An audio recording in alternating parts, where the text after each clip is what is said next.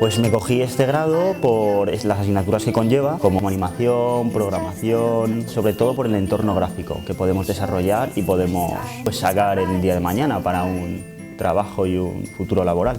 Pues hombre, con esta carrera yo me veo haciendo de todo, ¿no? Un poco de programador web, programador de aplicaciones, videojuegos, televisión. A mí me gustaría videojuegos, pero sé que no todo es tan fácil y tienes que ser muy bueno en ese aspecto. Me da la oportunidad de salir en más sitios.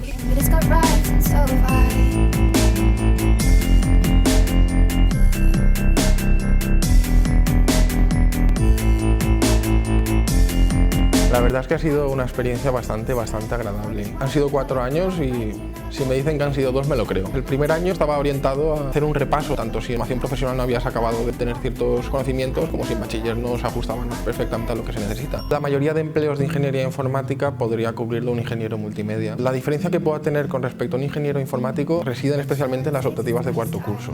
Tenemos una serie de asignaturas que las que son nativas nuestras se representa muy bien donde reside la diferencia respecto a otros titulaciones.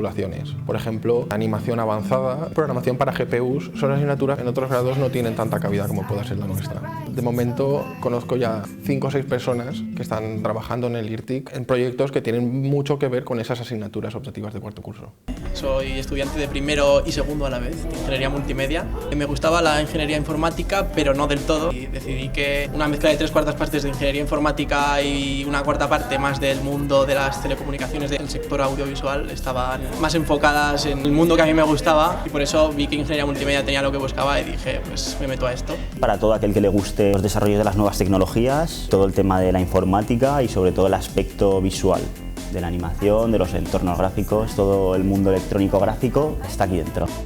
Pues a los futuros alumnos de ingeniería multimedia yo le diría que la dificultad reside en que tengas ganas de hacer las cosas y de que no tengas miedo a pasarte tiempo haciéndolas. Cualquiera que tenga las ganas suficientes, si le pone empeño suficiente en cuanto a ponerle gusto, no tendrá ningún problema.